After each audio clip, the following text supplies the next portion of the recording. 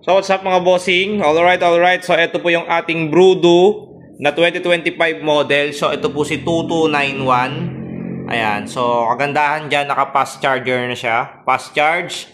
Dual 10 inches woofer. Wooden body mga bossing yung internal niya. Ayan. Okay. So pwede siya syempre sa Bluetooth, auxiliary, may guitar input, USB, micro SD, may pre siyang dalawang wireless. Rechargeable microphone, dalawa. Okay, so ito yung actual unit natin mga bossing. Ito. Yan. So ito yung pinaka ampli. Built-in amplifier niya. Ayan guys. BTS 2291. Parang style equalizer yung dito niya. Yung settings niya ng bass, treble niya. Pero ito, guitar, tsaka yung mic, treble bass, nandito rin siya. Okay, tapos microphone volume, meron siya, master volume, yung kanyang input mode. Ayan. Tapos yung power, tapos cellphone dock. At ito po yung unit natin. 10 inches to guys ha. Tapos ito yung likod.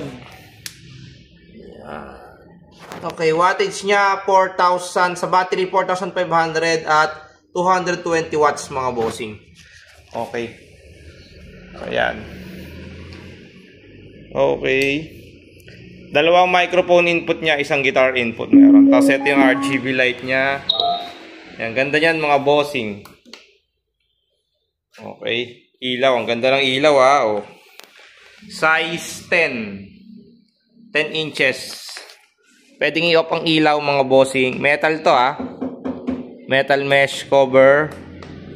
Ayan. Tapos pag nag-volume tayo, nag-i-indicate siya dito. Ayan.